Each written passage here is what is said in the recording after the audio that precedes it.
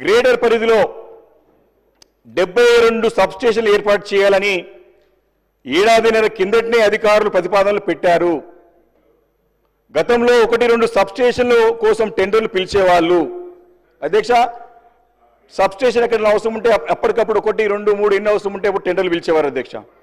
దీంతో చిన్న చిన్న కాంట్రాక్ట్ సరే వాళ్ళు పనులు చేసుకుంటుంటే దక్కించుకొని పూర్తి చేస్తుండే అక్కడిక్కడ సమస్య పరిష్కరిస్తూ ఉండే. కానీ గత ఏడాది ఈ టెండర్లను ఆపేసారు అధ్యక్ష. సబ్స్టేషన్లకి 1, 2, 3, 4 సబ్స్టేషన్లు పెడతాం కానీ దాన్ని ఆపేసి దక్షిణ డిస్కం పరిధిలోని 200 పైగా సబ్స్టేషన్లు కలిపి ఒకేసారి టెండర్లు పిలిచారు. మరి ఆ కంపెనీ ఒక కంపెనీకి వచ్చింది అధ్యక్ష, గిట్టుబాటు కాలేదని చెప్పేసి మళ్ళీ వెనక్కిపోయింది అధ్యక్ష. 2 సార్లు టెండర్లు పిలిపించారు అధ్యక్ష. అధికారులు టెండర్లు పిలిచి చేతులు ఎత్తేసి చేతులు నిలుపుకున్నారు.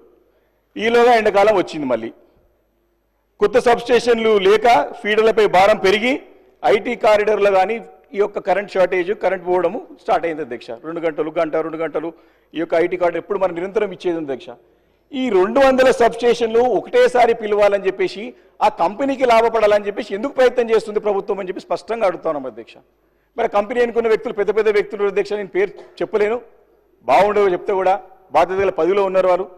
వారికి లాభం చేయడానికే మరి చేస్తున్నారా, ప్రజలు బాగోలు పట్టించుకోరా అని చెప్పేసి సందర్భంగా అడుగుతా ఉన్నారు అధ్యక్ష.